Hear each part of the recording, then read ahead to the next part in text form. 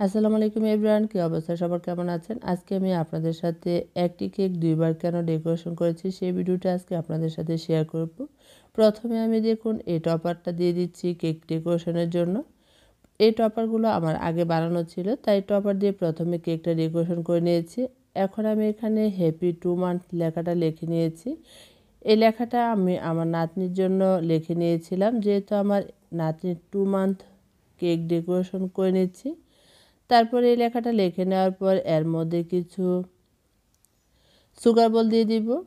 আর এই সুগার বলগুলো আমার কিছুটা সাদা আর কিছুটা গোল্ডেন কালার চলে গিয়েছিল, তাই এখানে আমি গোল্ডেন কালার দিয়ে পুরোটা এই সুগার বলগুলো কালারিং করে নিয়েছি।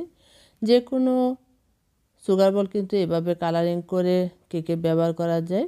এখন পুরোটা কেক যখন ফাইনাল ডেকোরেশন করা হয়ে গেছে, তখন আমার মনের মধ্যে একটু অস্বস্তি হচ্ছে, কেকটা আর একটু গর্জিয়াস হলে ভালো লাগতো। তাই এখানে আমি টপারগুলো আবারও উঠিয়ে নিয়েছি। টপারগুলো পুরোটা উঠিয়ে নেওয়ার পর এখানে যে খালি জায়গাটা ছিল সেটার মধ্যে আমি রোজ নজল দিয়ে দুটি গোলাপ বানিয়ে নিচ্ছি। এই রোজ নজলের নাম্বারটা ছিল 125 নাম্বার রোজ নজল।